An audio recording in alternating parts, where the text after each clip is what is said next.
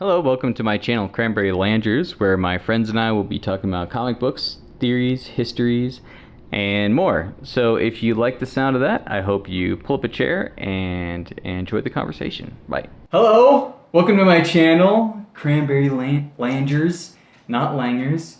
And this is my brother. I'm Tobiah. You can catch me at the Wilhelm Scream. It's a new channel talking about all things kind of nerd and such, and going into a lot of Star Wars and comic books and pretty much anything pop culture affecting everybody. Yeah, so if you want to see more of this, the channel is mainly about discussing, going deep in depth into the details, the minutia of comics, geeky stuff, video, movies, series, and and we will intersperse that with like some other talk about like philosophy and things that people really want to hear on a comic channel. Ties into pretty much everything in comics, so I Yes. feel like it does make a little sense. It does. Speaking of which, the subject of today's video, I think, fits in very well with that. The coolest hero, I think, in general, Spider-Man. Yes, Spider-Man. And what this video is going to be covering is our favorite Spider-Mans in various different locales, different demonstrations. Yeah, I mean, the word on everyone's lips that's a child is the new Into the Spider-Verse movie that's supposed to be coming out soon. And so we want to talk about like alternate versions, favorite comic ones from the Into the Spider-Verse, favorite versions of him in movies, etc. So just chewing the fat on the spider. Not literally, but yes, we will be doing that. And so first we're going to be talking about who Spider-Man overall is to us. And who Spider-Man is to me is Peter Parker, Earth 616. Spider-Man to me is very significant. I used him kind of as a role model as a kid, but I identified with him. I definitely did use him as a role model. Yeah, I still do. Yeah, and he's an example of someone who overcomes adversity. It can be in his social life, where he's not the top of the food chain, but he's still trying to do good, and he also is and he's someone who does what he can with what he has, which is actually a very impressive power set, and a lot of very impactful talents, very powerful talents that he has, and but it's also someone who shows us that we can be better and we can be heroic and do the right thing in life, despite the fact that despite our hurdles, but in lieu of the, or in even with those, still sacrificing and making the world better for other people. Yeah, I mean, Spider-Man to me is just the quintessential superhero. He's the guy who has amazing abilities, fantastical skills that he can use. He's nearly invulnerable to damage if his spider sense is functioning properly.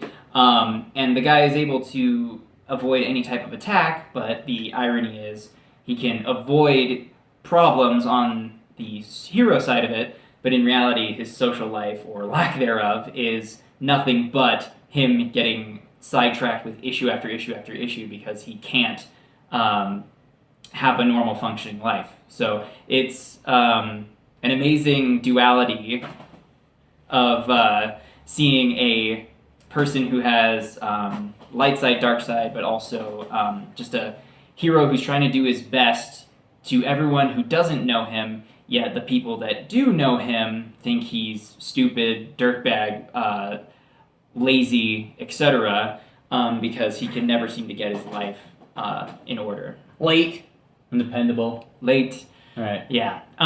Basically just an everyman hero that anyone can identify with.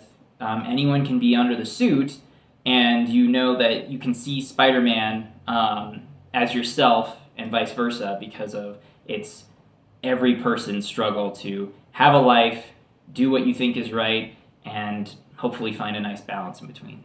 Yeah, and it makes him one of the best characters, I believe, in modern comics and modern storytelling. Modern storytelling, and you see the impact of him throughout the world with everybody from every country, no matter if they speak English or not or whatever. Yeah.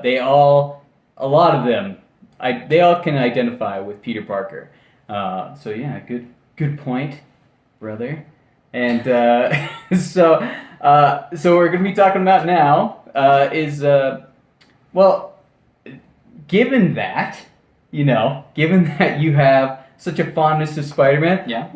which Spider-Man of the current Spider-Man movies, live action, mind you, would be your sorry. I forgot to mention, we didn't give our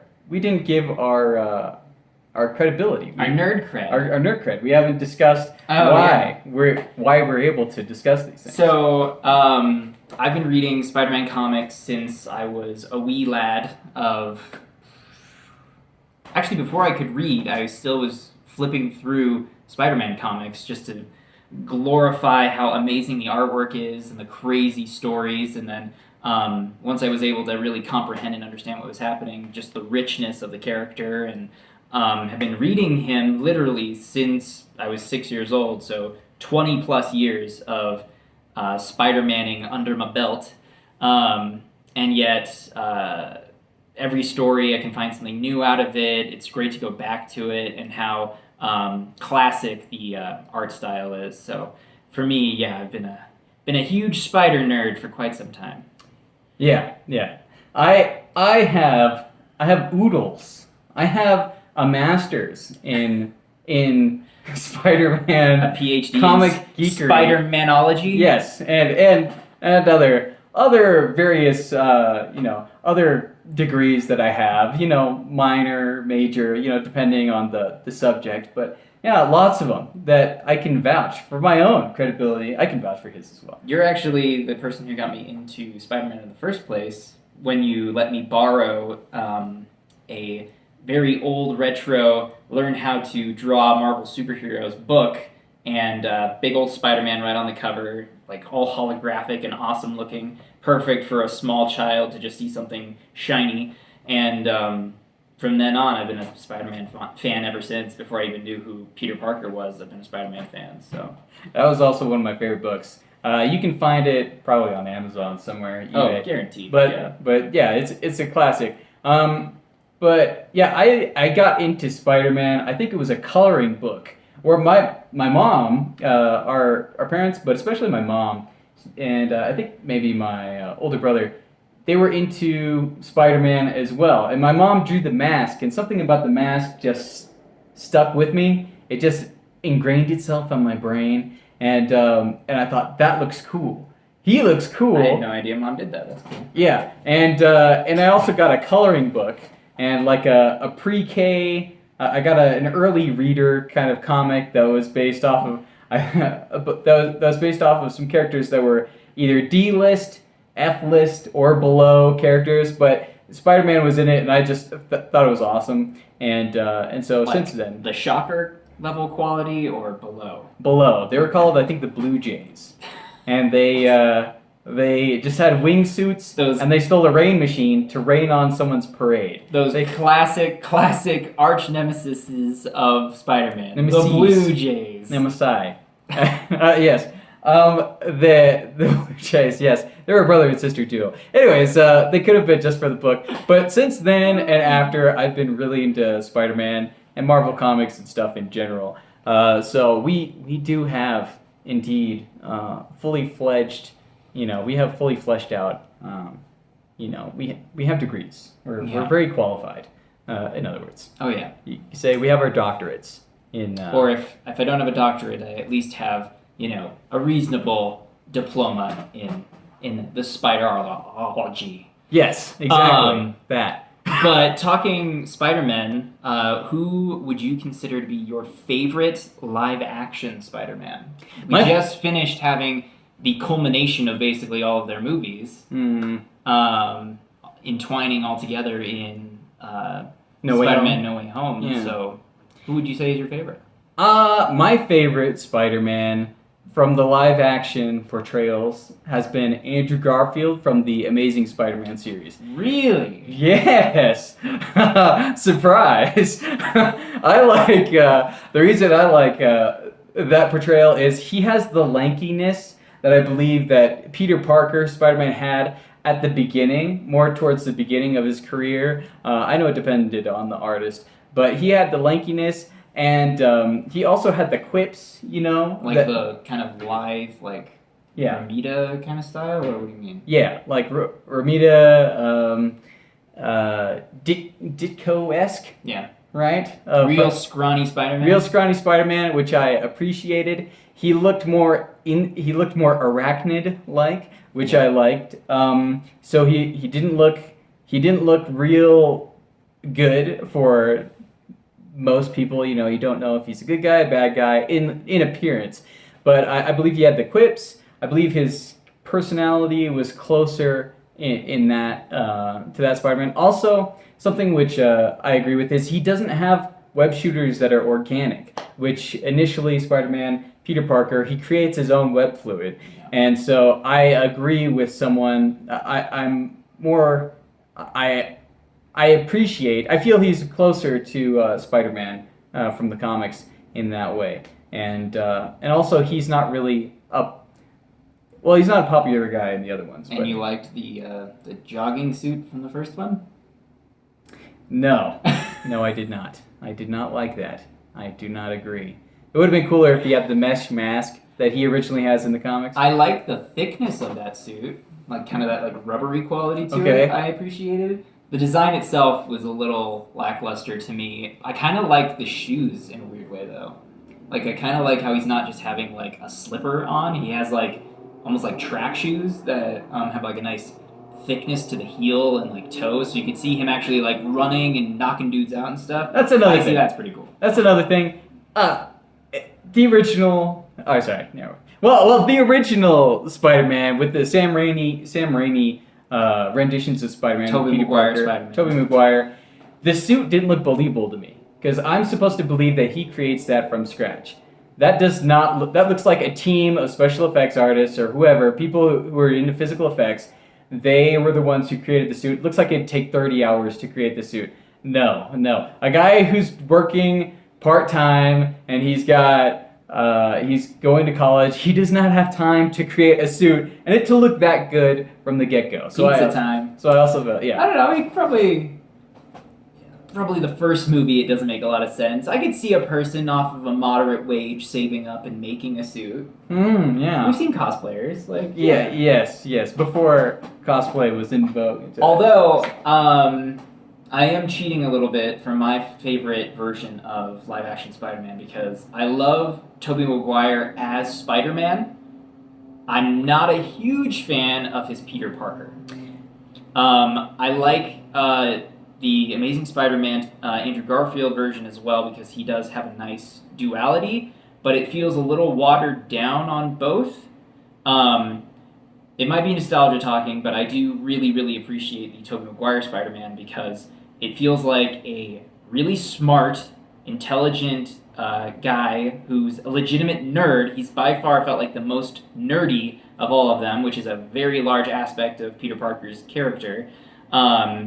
His Peter Parker is a little overly dramatic, but I mean, the comics can be that way too sometimes, so I'm like, But I also I really enjoy their portrayal of Spider-Man Peter Parker in a world where everything's kind of intertwined. He's always caught in the web of his villains, etc., all these people in his personal life, and they all kind of tie into each other. I enjoy the version of Andrew Garfield, less of his Peter Parker, but more of his Spider-Man, I think is really, really good.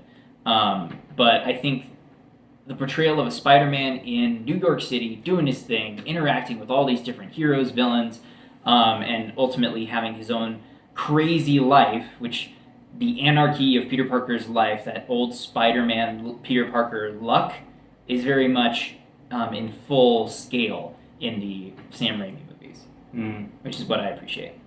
But definitely awesome Andrew Garfield, especially the second movie's costume. That is by far, I think, the best one we've gotten so far. Yeah, I mean they did not stick to the design from the comics. Yeah. They took liberties, but I still liked the mask and the eyes and everything. I thought it was good. Yeah. And they didn't have like webs that stuck up like a quarter inch off of the entire suit. Yeah, and the weird organic webbing thing that always. It's disgusting. Yeah. Anyway, it's excreting all over New York, and nobody wants to see that. That's right. Oh, I ran out. I'm just shooting. I'm shooting blanks. All right. Anyway, so yeah. Okay. Anyway. Anyway. Speaking of Spider-Man, though, from the movies, Into the Spider-Verse obviously is happening. Wait, I have one more comment. All right. So the reason I don't like one of the reasons I don't like his part. Okay, he doesn't look like Peter Parker as well. Tobey Maguire, he's all round in the face and everything, and he doesn't have the curly Q. I know they all pretty much don't have the curly Q. At least or at least Andrew Garfield had something, there, as like a widow's peak. Anyways, also Mary Jane. Okay, never mind. That's not a Spider-Man thing. Anyways, yeah. Also, he's not disrespectful of Uncle Ben. He's not disrespectful of Aunt May.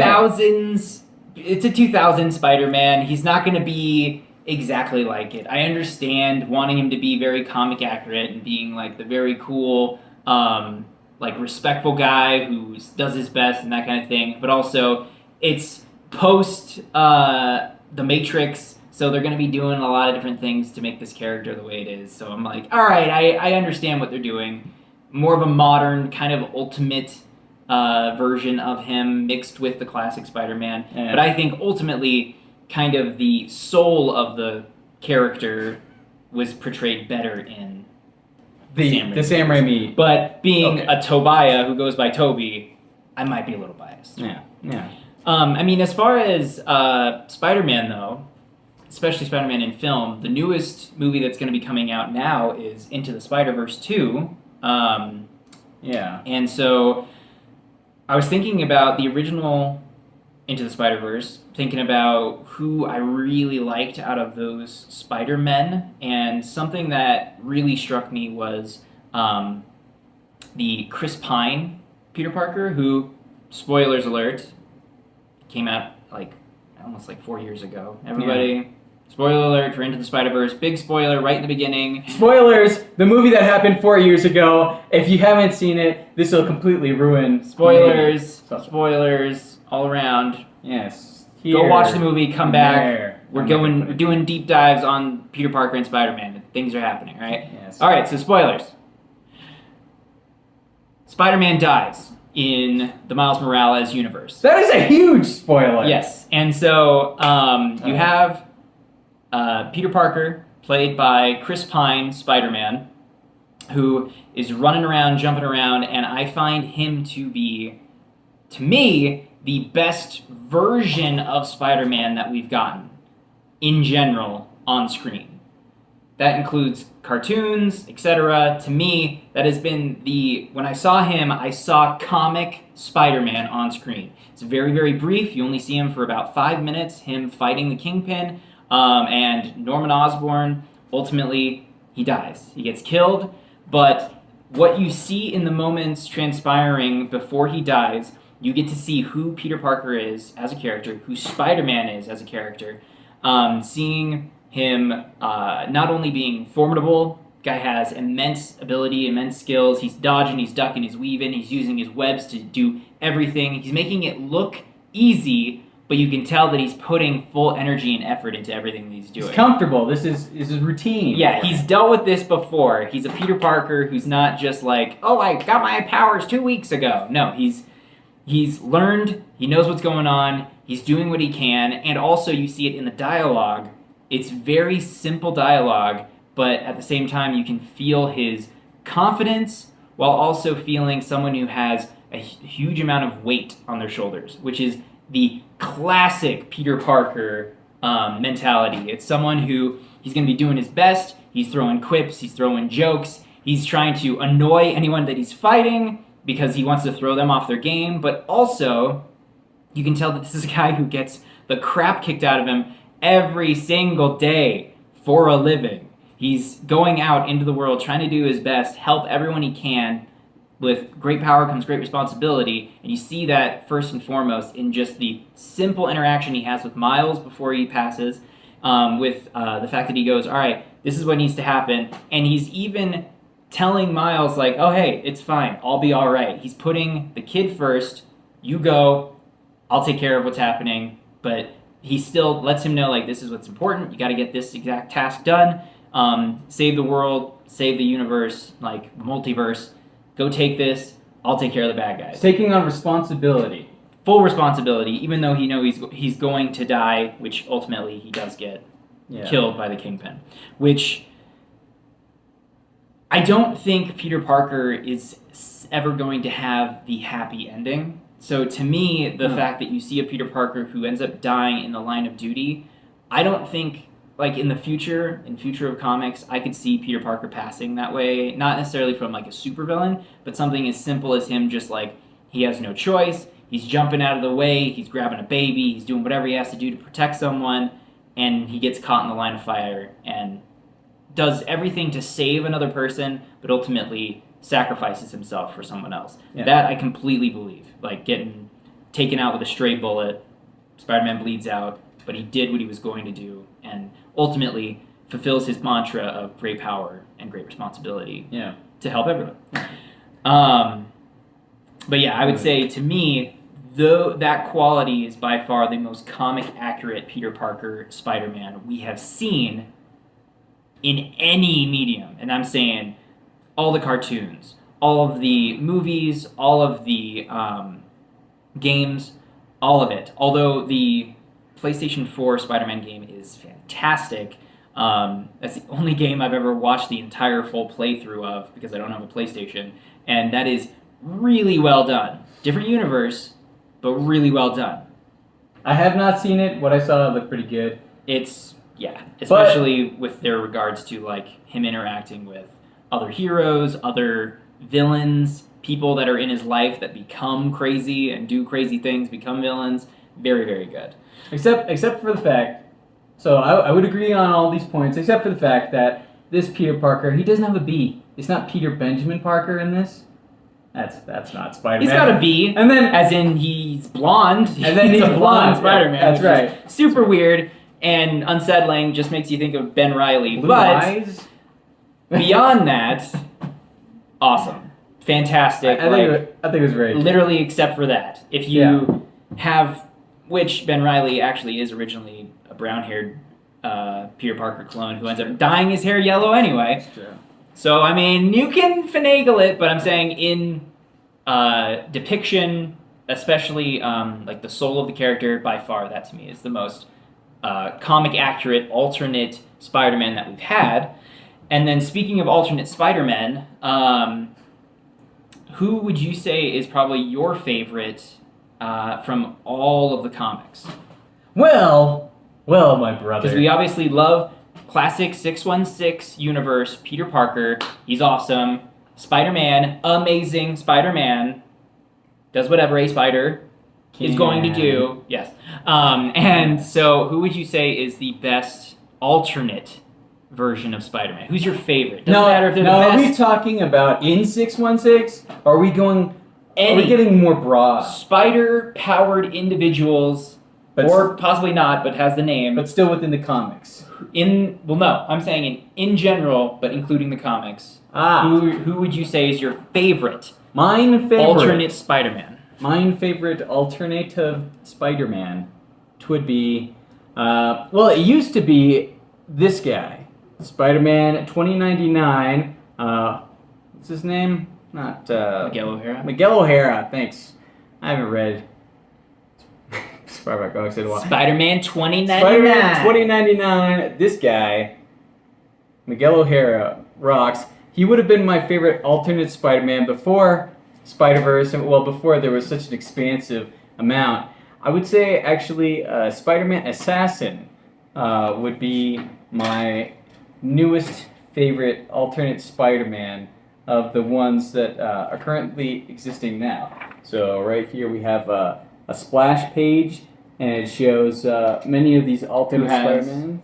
I'm assuming you're talking about the Spider-Man Assassin who has the wrist-mounted guns. Yes, the He wrist-mounted uses guns. the same technology he uses for web shooters, only uses them for firearms. Yeah, so this guy right here, that guy, this one. Yes, very simple but awesome looking outfit. Who I believe works for Shield. Mayhaps. I Perhaps. believe he works for Shield. It's been a while since I read the Spider-Verse series, and I have not. I did not stick with it, so it would be this guy, I believe. Yeah, this guy in the. So a gun-toting left corner. Spider-Man, which we've gotten lots of versions of those, including like ones who have become Punisher and a bunch of other things.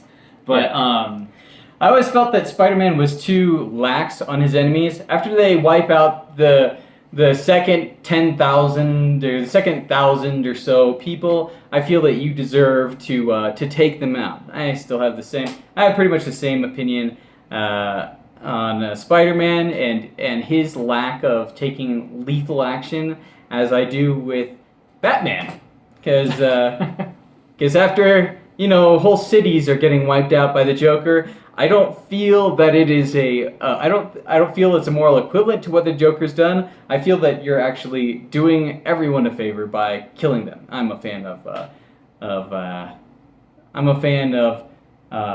what's it called? When you kill somebody, what's it called? manslaughter? No.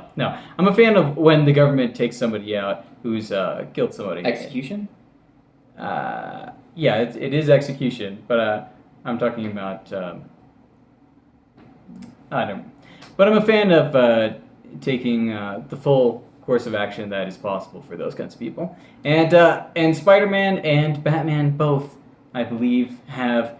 I believe they are more than it's more than justified their taking of lives in those instances, and after the 30 years of watching these people kill people, I feel that if a civilian can do this to protect others, I feel that they have more than enough reason. So. Yeah, I don't exactly agree, but as far as alternate versions of Spider-Man who do take things a little bit more into their hands and they're a lot less web up and have you get captured by the police, one of my favorite alternate Spider-Man from the comics is actually it's from technically the 616 universe, but it's not Peter Parker, at least not the Peter Parker. It's Kane Parker, which everybody's going to say, Clone Saga, oh, disgusting, oh, I hate it. If you actually give it a chance, as convoluted and as long and lengthy and possibly over long it is, Kane Parker, I think, has one of the coolest, most interesting stories of any type of Spider-Man character.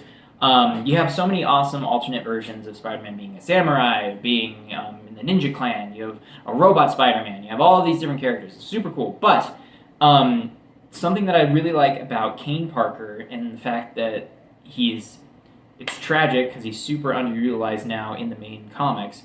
When they reintroduced him after the 90s... He's the New Warriors. Yes. He comes back and he's no longer scarred anymore.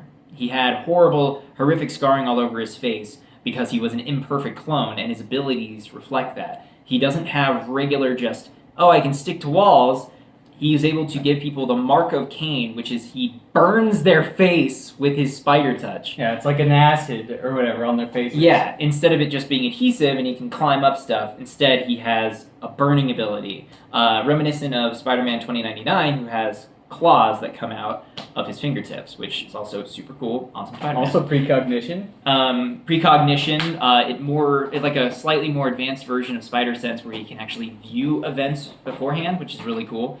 And then something that they introduced later in the comics after the kind of reboot of bringing him back into the fold of modern comics is he is now the Chosen, which means that he has, instead of organic webbing, he has spikes that come out, stingers that come out of his arms, about very Wolverine-esque giant barbs that come out of his wrists. Kind of like splintered wood, kind of. Yeah, very much like Wolverine bone claw looking style. It's really cool.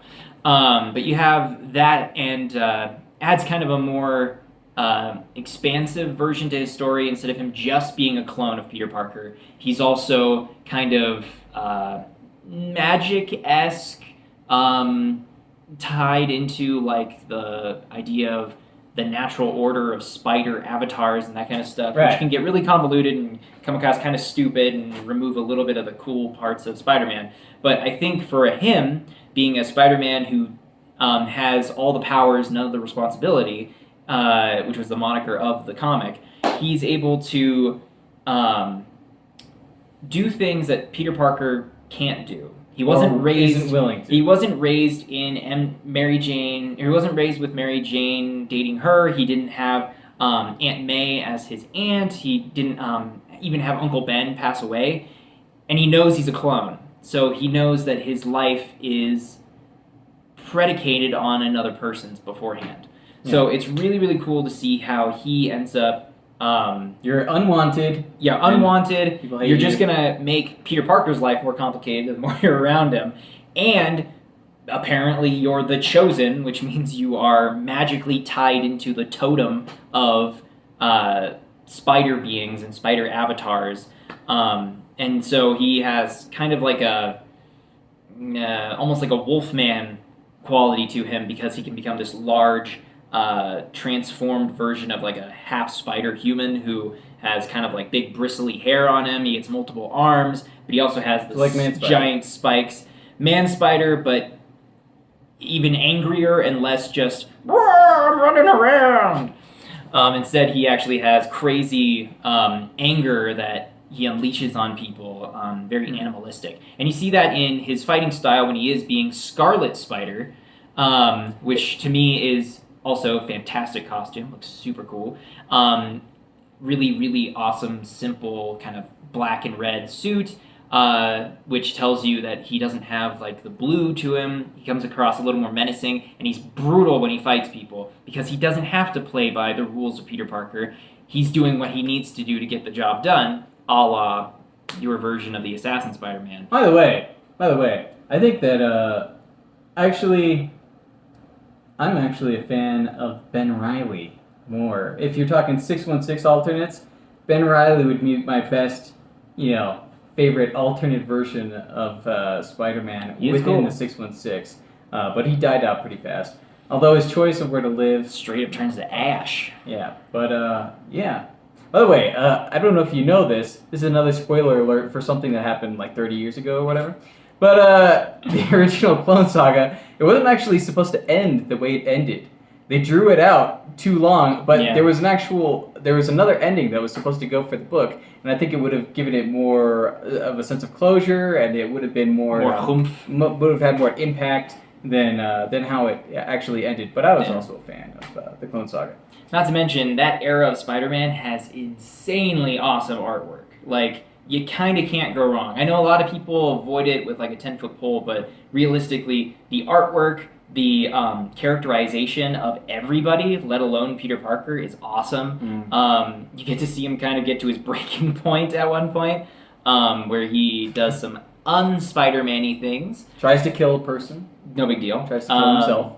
And then you get to see kind of even more of his life kind of unraveling in front of him and how he handles that. But really, really cool. Yeah. But yeah, I would say probably Scarlet Spider, Kane Parker is my favorite of an alternate Spider-Man. Followed closely, kind of tied for second, would be Miguel O'Hara Spider-Man, set in the future. He's chemically engineered to become a Spider-Man.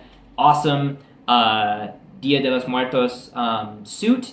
He can glide. He's got this spikes out of his fingers. So cool. And then tied for second with him, I would also say Spider-Man Noir, where you're talking a dark Spider-Man. That's a dark Spider-Man. It's a good choice. He is very retro style, 1920s, gangsters, has goggles instead of regular lenses, awesome outfit, brutal because his Uncle Ben ends up getting eaten alive by the Vulture, who is a circus freak controlled by Green Goblin in that universe. Brutal, really cool. Also magic themes as well, with how he gets his abilities through a jar of like ancient spiders. Really, really interesting. And it also Fantastic looked like artwork. there was a spider god involved in Also that. a spider god, yeah, which kind of all very much around that time period when they were trying all these different ideas, they were leaning into like a Spider-Man totem, magic, spider god kind of area, which for alternate versions I think is awesome. For anyone not Peter Parker, I think that's great. For Peter Parker, I think it means more for a character if it's an accident and what he does with these powers that are just thrust upon him versus someone who's bestowed magically or divinely gifted his abilities, which I think is a little less interesting. Yeah, I'm not into the totemistic stuff. So we're talking about this. We're talking about our spirit alternates. So of the 616 universe and and alternate dimensions. But who do you think would be best for the Into the Spider-Verse 2 movie, or the second Into the Spider-Verse movie? So you were very interested in this subject, and I broke down. He had to give me stripes. You know, he was lashing me with a whip, Cat of Nine Tails, and then the torture, of course, the Iron Maiden, and right now you can't see, but this lettering, it's not actually from ink. It's actually blood seeped through. Mm-hmm. The Iron Maiden has really good taste in design. Yeah, it's perfect for teas. But after he did that, I acquiesced and I let him, I permit him to discuss who he thinks would be the best addition to the Into the Spider-Verse second installment. So, who I would like to see in Into the Spider-Verse 2, we know that we're getting Miguel O'Hara, obviously, which is going to be awesome. Potentially going to get the other heroes from the other Spider-Men from the previous movie. So that takes care of two that I'd like to see again, would be Spider-Man 2099 and seeing again Nicolas Cage as Spider-Man Noir. Hilarious, but also the character in and of itself is super awesome, so I want to see more of him. Is he gonna be in the next one? It's possible. So I'm hoping they have him, even if it's like a brief moment. It's a great character. Great to see him again. To see new Spider-Man in the movie. One, obviously, Scarlet Spider. See a scarred up clone version that also is a little bit more brutal. Would be very cool to see, especially for Miles Morales, seeing how that happens and what that Spider-Man does with his adversity versus Miles Morales kind of finding his own with having a Peter Parker die in front of him for him and the huge weight of that responsibility, which I don't like Miles Morales now in the universe, in the comics, but that's a whole different story because I feel like it's completely unnecessary with a current Peter Parker, but in a universe where you have a Peter Parker who's passed away, you need someone to take up the mantle of Spider-Man. That's great. Having a Miles Morales then, I think, is awesome, which is why the movies, I think, work really, really well. Fantastic Spider-Man movie. Who I would love to see, apart from them, I would really like to see the really rich, really cocky, really condescending spider suit Spider-Man, where he has the metal costume. It looks like it's hardened webbing. I believe it's the Mark II outfit. I think they classified it later as the Mark II. In reality, in the comics, it's metal suit. Just a metal suit, big silver and black. It looks super cool, really clunky, really beefy, like a dude who's taking gunshots. Looks awesome. In the Spider-Man cartoon from the 90s, you get to see him, and the suit looks sweet. The Peter Parker is a huge piece of crap, and he's like super selfish, really condescending. Egotistical. Super egotistical, really rich, basically never had any big issues. Uncle Ben's still alive, Aunt May's still alive, everybody loves him. He's still dating Gwen Stacy, I think even getting married to her.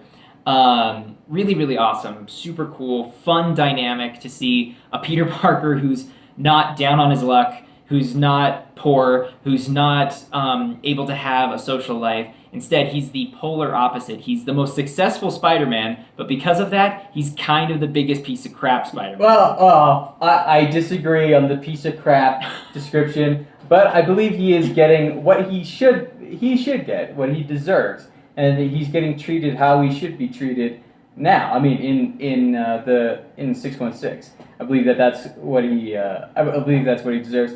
But I wouldn't say a piece of crap, but I would say egotistical for sure, definitely. Oh, he's a huge jerk. But he's still a hero. Is the thing. He's still a protecting hero. People. He doesn't have to. But he's a jerk. Very reminiscent of like a Tony Stark, where Tony Stark is very cocky. He's thinks a lot. He thinks very highly of himself. Thinks less of other people. And because of that, you don't want to be his best friend, but you really can appreciate his heroics and the abilities that he has because he's a fantastic Spider-Man and one of the coolest suits.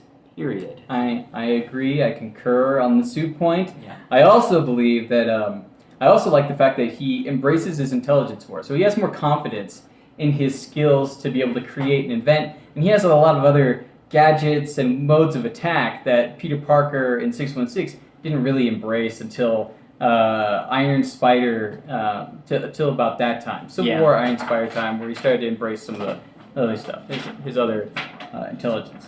And before he got I think it's the Parker Foundation, and before he got before he became yeah. We're talking about though this guy. You can see really, really cool, super detailed, awesome artwork. Just there's different talk of the suit being made out of like a compact webbing. Yes. That he changes the ingredients of his regular webbing from his web shooters and ends up turning it into a armor, which is really, really cool. It's awesome. And is one of the coolest aspects of Spider-Man is he is a genius. So he's using his know-how and his knowledge in like bioengineering and chemistry to be able to create super cool suits. One of the most underutilized aspects of any of the live-action movies. You get a little bit of it in the newer movies with Tom Holland, but even then, it's very more based on the intelligence of Tony Stark, and it's more like, oh, I'm Tony Stark Jr. I love it. Oh boy, I can't wait to get that suit, Mr. Stark. But ultimately, you lose, I think, a really cool aspect of Peter Parker where he doesn't come across as a know-it-all, but he is very much a super intelligent genius in the Marvel Universe. Right. But you'd never know it to see him because there's a guy jumping around in a leotard who's knocking people out and making quips. You'd never know that, oh, this guy also probably has a master's in like engineering and that kind of stuff. Yeah. They always undermine that aspect of him. So in the alternate universe though, or in the Spider-Verse movie, definitely I'd love to see that. Yeah. I would also like to see that version, the Armored Spider version of Spider-Man. That would be awesome. I do think that. Who I would think... Well, they're already going to have Miguel O'Hara. They're already going to have Spider-Man 2099. Yeah. Who I would think that I would like to see... I actually agree. That was the guy I was thinking of before. I intentionally didn't tell him this before the video started because I wanted to make it a secret, but it would actually be the same one. It would be that version of Spider-Man, the Armored Spider. Because he would be more competent. The suit doesn't make him more sluggish in responding. He's not as quick. Slower. He doesn't rely on his spider sense as much. But he does have a lot of ability and everything. I think it would work well to have that dimension's Spider-Man be present. There's also a more recent version of Spider-Man that I find very interesting. I don't want to read about him all the time, but they kind of had a what if of I think it's called Spider Shadow, where it's Spider-Man gets the symbiote on him and becomes Black Suit Spider-Man. Instead of having it eventually get taken off of him by sound, he keeps it and ends up losing Aunt May in the process. Aunt May ends up getting killed by a villain, and he then goes, all right, I'm not playing by the rules anymore, and he becomes lethal. But he keeps the suit pretty much forever. Although in the Spider Shadow, it turns into a bunch of other things. But there's been some other ones that have played with the idea of the Venom symbiote staying on him for the entire time. And it's really, really cool because you get to see a more, instead of a science-based Peter Parker, he's a little bit more animalistic. He's a little bit more brutal. He doesn't pull his punches as much, and he has enhanced strength. And the alien is feeding off of his aggression and kind of pouring it back into him. So it's kind of, the symbiosis is very much there, and it's really, really cool because he's still trying to do heroics. He's trying to save people, etc. But then you also see how he has clear anger issues. He's lashing out a little bit more. It's messing with his humanity because he has this other creature attached to him. But it's just really, really cool, really interesting. It'd be really cool to see that version or a version of a black suit Spider-Man with the living suit into the Spider-Verse, because I think you would see a little bit of a different spin on, instead of just the classic Spider-Man heroes that we've seen of Peter Parker, you would see what's it like to see a Peter Parker who lets himself go too much, who leans a little bit harder into his super strength, who is still wanting to do what he can, but he's obviously flawed and has clear issues. And a really cocky, really annoying armored up Spider-Man with Miles Morales just trying to work his way into being Spider-Man, trying to understand what that means. And then you have your classic Spider-Man, Peter Parker, and then maybe Noir, etc. All these different versions of the character. I think that could be a really fun, interesting exchange of personalities and seeing like how do they ultimately solve the issues they're trying to do and who's butting heads, who's not. It just, I think, creates really good storytelling with all those different personalities of Spider-Men. Yeah, I agree. I think there's a lot of really underutilized. There are many underutilized characters, and they killed off most of the Spider-Man anyways in the main universe. So Yeah. but that's something else.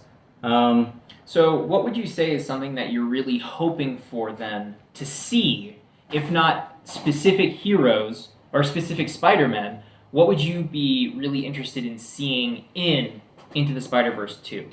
Well, I would want to see just more of the variety, more of the alternate dimension Spider-Man. I don't mean an additional one or two. I want them to show this is actually this is more than 12. There's more than 20 different Spider-Men. So you want to see the web? You want to see all of the different, like, as many alternate universes as possible, like jumping around? Or a whole lot more than you see. Yeah, I want them to get an idea that this isn't just you.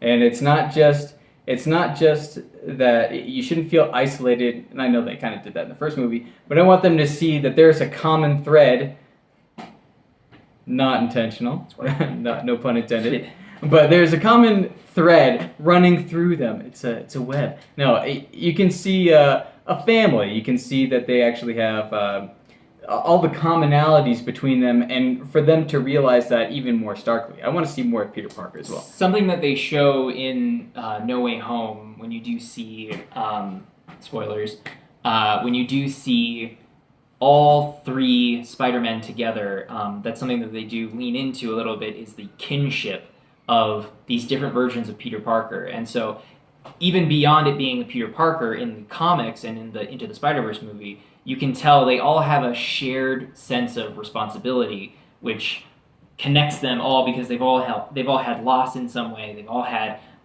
tragedy, difficulty, and adversity, and then moved past it and became better for it, which I think is really, really cool. It's one of my favorite aspects of seeing these Spider-Men interact. Yeah. So you're saying you'd really like to see just the alternate, and not just alternate versions of Spider-Man, but alternate version universes and how he's interacting with all of them? Just the alternate versions. I would also like to see maybe some more of the villain type Peter Parkers or Spider-Man show up, and how bad spiders, and how they can see how they go wrong. So those opportunities, those choices. Uncle Ben dies, And instead of going, I'm going to live my best life, saving other people, taking on that, it's more of a vengeance thing. And he just goes out and he punishes as much as possible the alternate versions. Yeah. And you see some of maybe the twisted, monster-ish types of Spider-Man and how they affect them and how they can reflect on, this is the choice that I can make, and this is the choice that I should make. Yeah, kind of an extrapolation from that. I would love to see Man Spider. Like, I want to see a Spider-Man who, it could be like one of them becomes it out of like the main team that they'll probably end up having, or seeing them go to a world where Spider-Man is, why are all these webs strewn around like alleys and stuff, really thick ones? It's really weird. What's going on?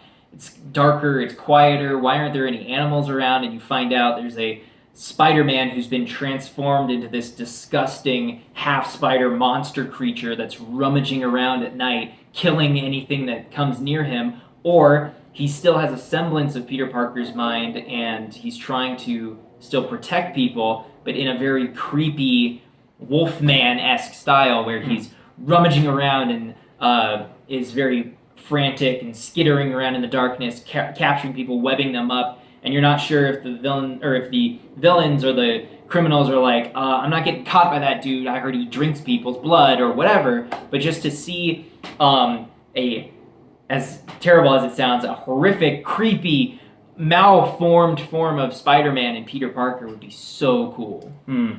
Oh, another thing, I just want to see a regular Spider-Man as well. I want to see a normal, just the standard, plain Peter B. Parker Spider-Man.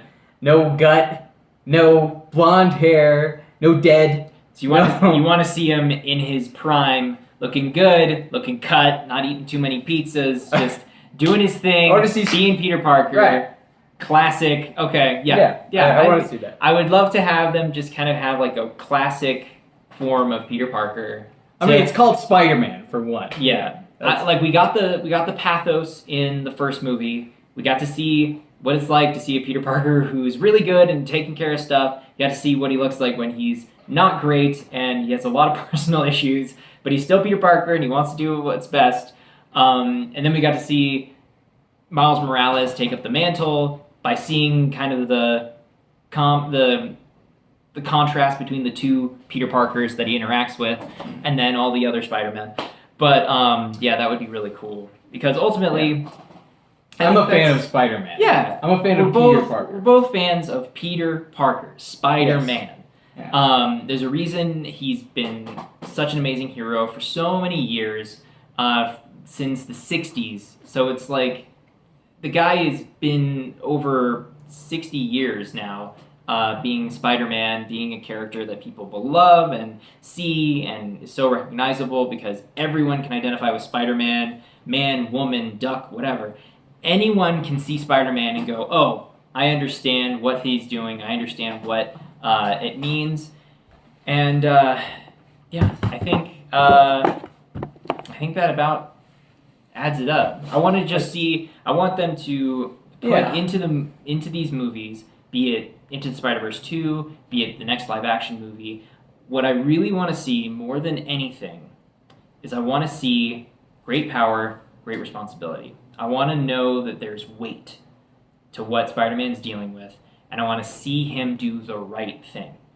I don't want him to have an easy life. I want to see him struggle, and I want to see him move beyond the difficulties that he's suffering in his life for the greater good. I want to see him sacrifice and ultimately make the best decision possible, even if it means sacrificing his own happiness.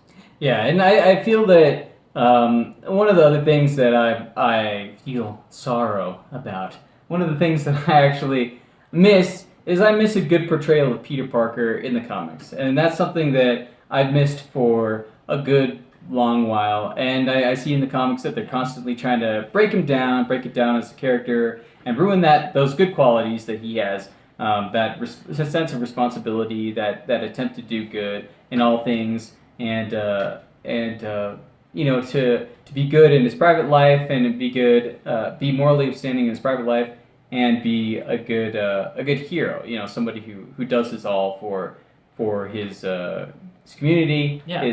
for his neighbors around. Ultimately, we want to see Peter Parker being a hero. Yeah, and to me, he'll continue to be what I've seen from him in the comics. I think he'll continue to be a hero, someone who I could look up to in the past, and someone who represents a standard that inspires us. And I think pretty much the same for you. Yeah, I would say Peter Parker, Spider-Man, is ultimately, as hard as it is for me to say, I would say I think he is the best superhero. Which is hard for me to say because I love so many different types of heroes. I mean, Deadpool's fun and really cool and whole other story and different type of character. But Saitama, hero for fun. And then you have so many amazing heroes and anti-heroes, vigilantes, etc. But Spider-Man to me is the most important because he is the person that any person can see and any person can identify with, because it's a person who's struggling, dealing with the struggle, and becoming better because of it. It's literally the personification of growth, which is amazing to see. It's what storytelling is all about, and I think Peter Parker, Spider-Man, is the most quintessential representation of what that is. And I think it's going to be the classic storytelling that's going to last for years and years to come. People are going to be citing Peter Parker, Spider-Man, just like they quote, oh, it's a Frankenstein story, it's a Peter Parker, it's a Spider-Man story, oh, it's a Dr. Jekyll, Mr. Hyde, it's the Wolfman. It's all these different iconic things from storytelling, from books to film to now. And I think he's going to be, rest in peace, Stan Lee. He's the best piece of, I would consider him to be the best heroic tale out of the last 100 years. And I say that as a huge nerd for Star Wars, Luke Skywalker, all these different classic heroes, Batman, etc. Fantastic, awesome, really, really cool in their own right. But I do think the most quintessential hero to me is always going to be Peter Parker, Spider-Man. Wow. That's pretty big. And if I know, and I think other people know, if anything, we need more Peter Parkers in the world. We need to be that Peter Parker. Yeah. We need to be that Spider-Man in our own lives. Be the Spider-Man you were meant to be. That's true. Yeah. All of us can put on the mask. All of us are there. All of us can put on the mask. Yes, the mask. So I just wanted to thank you for watching my first video. He might not be showing up later. You can check him out on the Wilhelm Scream. I'm gonna put the link to his channel in the description, and just thank you. And there's probably gonna be more content like this coming up, more geeky talk, more theories and stuff. You can expect more videos from me. I'm actually working on a couple right now for a couple different films.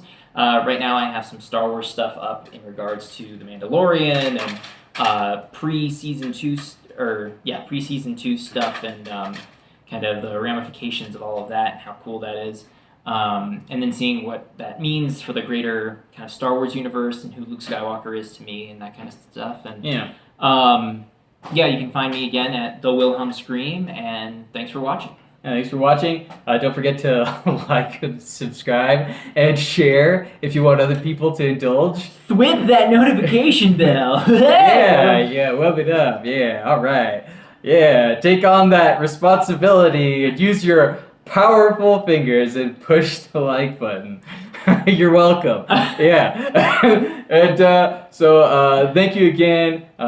Speaking on behalf of my brother and I, Tobiah and I, and this Cranberry Langers, not Langers. And I'll see you later. God bless. Have a good one. And ciao. Leave a comment in the comment section below for any thoughts or theories you want us to cover for future videos. Thanks.